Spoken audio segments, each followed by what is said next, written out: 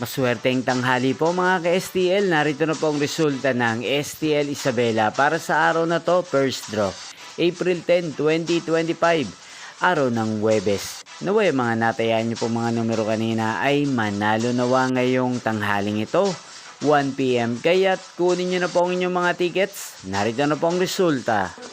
Ang mga numerong nanalo sa STL Isabela ngayong tanghaling ito, April 10, 2025, 1 PM. First draw result, 35 at 22 in exact order.